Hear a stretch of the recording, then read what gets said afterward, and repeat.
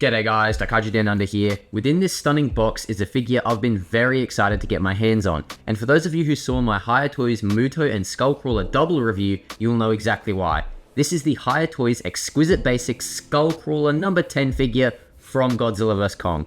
Now I'm super excited to get this thing open, guys. I wasn't the biggest fan of Hiya Toys' first Skullcrawler figure, but this one here apparently fixes a lot of those issues I had with that initial release. So, let's just crack this thing open. There is our Skullcrawler, guys, number 10 from Godzilla vs. Kong. Unfortunately, the Skullcrawler that gets bisected by Mechagodzilla's laser. Now, this one's cool. As you can see, you've got the figure there, and we've already got an accessory up here, so I'm excited to take a look at that. Let's open the figure. I'm going to do this all in one take for you guys, so that way, if there's anything wrong with the figure, you guys get my first initial impressions. Let's take that tongue accessory out. We'll bring that closer to the camera and we'll get a little bit of a focus on that. I know the lighting's not terrible. I mean, it's not great, guys. It is pretty terrible, but I'll fix that up later and we'll get some more shots of that. Let's get that out of the way. Our main concern is the figure. So let's open this thing up. As you can see, the Skull Devil, the Skullcrawler, is still in its plastic sleeve. Taking that off. And there we have it, guys. This thing is a lot glossier than I initially thought it was going to be. Now, the lighting's probably a little bit bad for you guys, so let's see if I can quickly fix that. Spinning those around. Is that a little better? It looks a little better. I'm sure that's coming up on camera, guys. Look at how glossy this thing is. That is absolutely insane. I'm not sure if I'm the biggest fan of that, but I believe from the scene, gloss is correct. So what I'm going to do is I'm going to take a look at this figure up close and personal, but as you saw, nothing really fell off. Initial impressions, very glossy, but I'm not really seeing anything too major with the paint and stuff. We'll do a quick articulation test. See, that's very nice, guys. See, I didn't realize that. We've got some improved neck joints in here as well. Okay, cool. And does that mouth, it's a little stuck. Well, there you go. There's a small issue. The mouth on my figure looks to be pretty much completely stuck. There we go, opening wide. Wow, and look at those teeth, guys. Such an improvement over that first release already. I can already tell I'm going to love this figure. I'm going to mess around with it a little more, and then I'm going to give you some comparisons. I managed to purchase my Hiya Toys Skullcrawler number 10 from the awesome people over at Sugo Toys. Sugo Toys is an Australian retailer who specialise in bringing in the most sought-after Japanese anime, gaming and pop culture merchandise to fans around the world. Sugo Toys has a fantastic rewards point system that greatly benefits returning customers. In fact, using my accumulated points from my past orders, I was able to save $9 on this figure alone. Sugo Toys are the official distributor for brands like W Dragon here in Australia, and they have been my go-to for Hiya Toys and P Bandai related figures ever since I discovered them.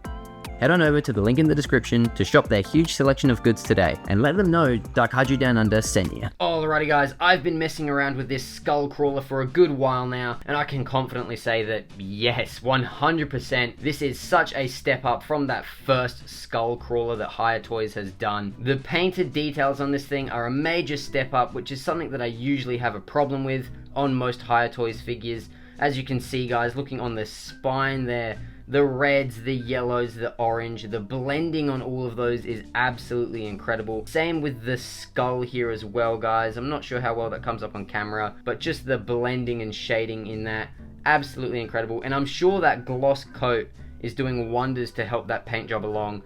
Originally, I was a little taken aback by it. I mean, I thought it was a little much, but of course the Skullcrawler, number 10 here, is wet, his slimy is disgusting, and that top coat definitely does wonders for that sort of look and that vibe that this character, this figure is going for. So props to Hiya Toys for that. It does look really, really nice, albeit it is a little heavy-handed in some areas, like the top of the skull here, but that top coat definitely hides some paint imperfections, so in my book, that's definitely a plus. Now, the articulation on this thing is pretty much the same as it was on the last Skullcrawler.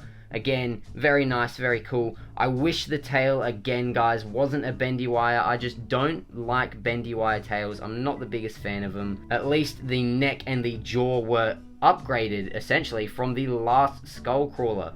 They've actually had some modifications, so we have extra joints in the neck and that jaw. You still got that really nice membrane there, guys, but it's no longer that rubber sort of insert, so that's very nice. You don't have to worry about that breaking. That new sculpted tongue, guys, look at that. That is absolutely incredible. I know it's technically an accessory, but I'm just going to leave it on the figure anyway. Why wouldn't you?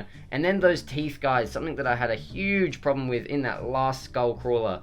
These teeth look absolutely incredible. They're almost perfect. They've got a nice wash on them, a nice gradient to them. And the top teeth on the top of the jaw as well. I'm not sure how well it's going to come up on camera. Maybe not very well at all. But those are the same color as the bottom teeth there. That's something that the original Skullcrawler didn't have. My only gripe with the paint is those eyes.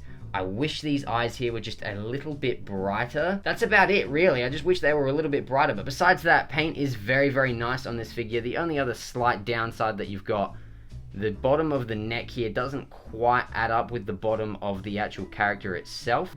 You don't really look at the bottom of the Skullcrawler, so for me, it's not too big of a deal. And everything else, paint-wise, I'll take what I can get when it comes to Hiya Toys figures. So paint-wise, this thing's incredible. The details are the same as before, and it looks very, very nice. The articulation is very, very nice, and you'd actually have to say it's maybe even slightly improved. Given that new neck joint, the Skullcrawler can actually look straight down. You can get like a very nice arch on that thing. Overall, I am so happy with this release, guys. This just might be Hiya Toys' best release yet. In fact, I think it is. I think this is my favorite Hiya Toys figure so far. It does have a few QC issues. I mean, I do know that there are some paint sort of scuffs on my figure particularly. I mean, looking at the joints here, guys. But that does happen. That happens from time to time with every figure you get that has movable joints. So we can probably excuse that. And again, this thing was only, what, 51 American dollars. Here in Australia, it retailed for about 70 to 79 Australian dollars. However, I got mine at a little bit of a discount, so I can't complain about that at all. All in all, guys, I think this figure is absolutely incredible. I love it, and I highly do recommend it. And for a quick size comparison, guys, here we have our Hiya Toys Skullcrawler number 10 compared next to the Bandai 50th Anniversary Memorial Box 1962 Godzilla on the left there, and on the right we have our SH Monster Arts Scar King figure. And for another size comparison, guys, why not? We'll do another Monsterverse comparison and another classic Toho comparison. On the left here we have the SH Monster Arts Final Wars Godzilla with a custom head sculpt by Zeto. And on the right there we have the SH Monster Arts Godzilla Evolved. Alrighty, guys, I think that about does it. Let me know down in the comment section below, what do you think of the Hiya Toys Skullcrawler number 10 figure? I know I was pleasantly surprised with it. I'm very happy with the figure I got. Did you skip this figure? Let me know down in the comment section below. I've been Duck Kaiju Down Under, and until next time, I'll see yous all in the next video.